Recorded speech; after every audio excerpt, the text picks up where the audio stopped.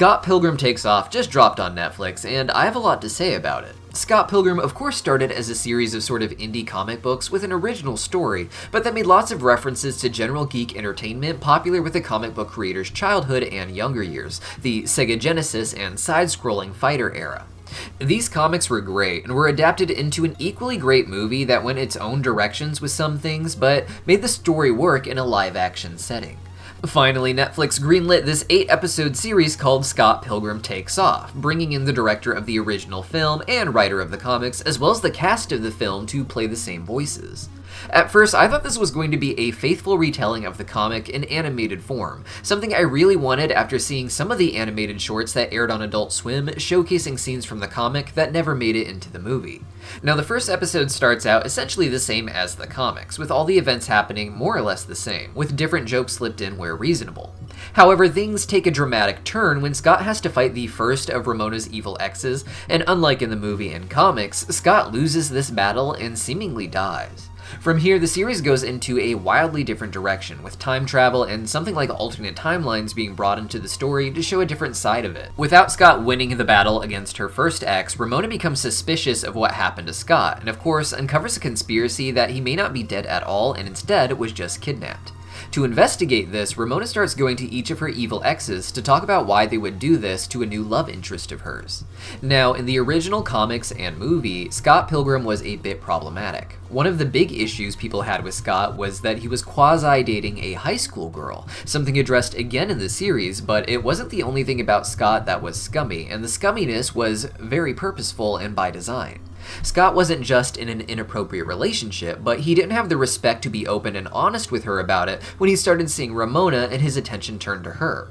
This made the original Scott Pilgrim a series that was largely about how flawed Scott is, and how these little things he excuses for himself are what grow into bigger and bigger problems where everyone's lives are hurt. By dealing with the 7 evil exes of Ramona, Scott realizes that he could become an evil ex himself, a toxic person whose love for Ramona has corrupted into an obsession. Of course, in the original series, Scott addresses his issues for the most part, and he and Ramona are given the chance to really start their relationship. In Scott Pilgrim Takes Off, however, we gotta follow Ramona as she deals with her evil exes herself, and suddenly she isn't painted in such a great light. Now, spoiler alert for the big twist at the end, turn back now if you don't want to hear it, but it turns out that Scott Pilgrim was actually kidnapped by none other than himself from the future, with his future selves trying to change the past to avoid the pain of losing Ramona after years of a happy relationship together. With that in mind, this isn't some alternate reality where a lot of stuff is just different, but rather, everything up until the first episode is supposed to be the same as in the comics. This means we get to take moments from flashbacks and talks of the past from the original comic and expand on them, showing the deeper side of the evil exes and shining a light on the toxic traits of Ramona instead. Ramona had received a lot of criticism for the way she was portrayed in the original comics and movie, with people claiming that she is nothing but a manic pixie dream girl or a Mary Sue, a flat and perfect love interest, despite also seeming to have a really complex past already in those original stories. To me, I felt like Ramona always got a little too much criticism, and now I'm worried we might be seeing the opposite of that criticism in this series.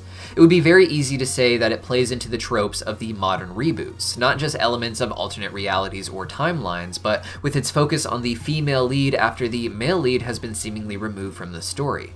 I imagine the usual haters are going to be hating on this. And while there are many reboots and sequels and such that I do agree have really abused the ideas of social justice and storytelling, this feminist retelling of Snow White is actually a really interesting layer to the character of Ramona, not addressing the criticism or trying to avoid new criticism, but really just elaborating deeper on the bad things she did in her own past, things we already knew, but that hit harder when she has to really think about her part in it when Scott isn't there to be the antagonist that the exes can focus on. Now, the most tragic of these was Ramona's relationship with Roxy. Roxy clearly had feelings for Ramona in the comics, but Ramona made it clear that this was just a phase for her, and she introduces Roxy more as an ex-roommate than an ex-romantic partner.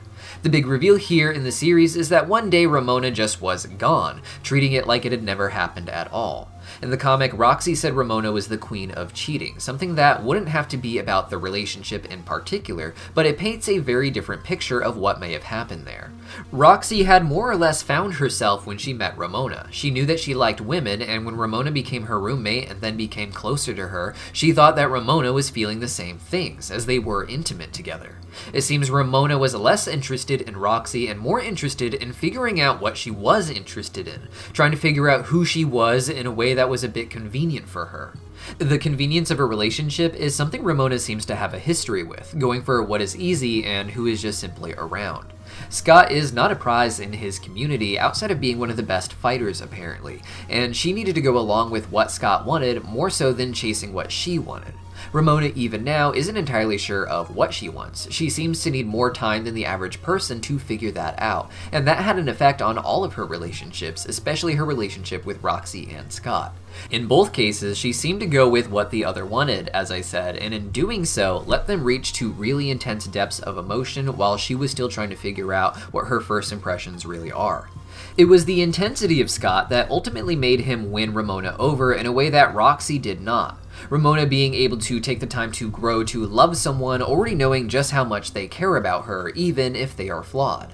To Ramona, this made Scott one of the safest relationships she's had. One where a man wouldn't just fight for her, but would give her the space to very casually figure out their relationship, while Scott was going through the hardest parts of it just to have a chance with her. We get moments like this across the series with each of the evil exes, as Ramona acknowledges what she's done to hurt each of them, but also stands firm with them on what they are doing wrong and how they need to move on as well.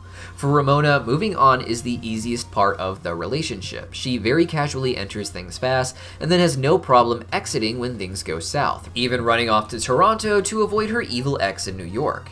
And of course, that translates into her not being afraid to leave Scott when he isn't living up to what their relationship is supposed to be in one way or another. Later in the series, we meet the future Scott Pilgrims, one from just a little in the future, and one from deep in the future, both going back in time to try and stop Scott from getting with Ramona, the second one becoming even more twisted when his first attempt failed. Through this, Ramona can see her own future and not just Scott's. She sees not just what Scott becomes, but what she did to him. She doesn't reject what she did to him outright, and instead chooses to combine with her future self to become a sort of all-encompassing Ramona. She recognizes why she does what she does to Scott and the others, why she runs away. It's been an important part of her, and she can't simply let it go. It's how she stays safe. But with this perspective, she can see she doesn't have to make that same choice if everyone works on what is wrong, as it's not just about her abandoning. There is always a reason she leaves, even if it isn't great, and both partners need to be supported in the relationship for both to stay. With that in mind, Scott and Ramona are able to just return to their time and place and simply live their romantic life together, knowing sometimes they may still break up, but that doesn't mean that they have to stay that way. And Ramona can now understand that just because she felt right about needing to run away from someone doesn't mean that she has to stay away from them forever, and the same is true for future Scott. All in all, this series was an absolute surprise and a delight. It took the expectations of animation and nerd media of our current time in particular and used them to run a little bit deeper on all of the characters I already loved, while also creating the perfect setup for more stories in the universe. The original comics and movie focus on a world where Scott had to fight the evil exes, but this series manages to have all the characters work through their issues, setting up the perfect cast of eclectic weirdos that could be explored in more series, some that focus on the lives of the characters as a whole.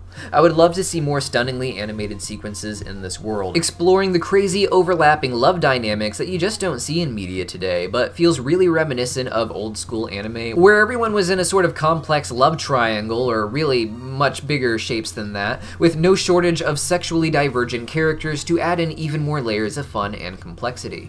Netflix will probably want some sort of continuation if this season does well enough, but what do you guys think? Let me know your favorite animated sequence of the show, please, in the comments down below, because I really want to hear what everyone thought of this, and they were all pretty dang cool, and I'll see you next time.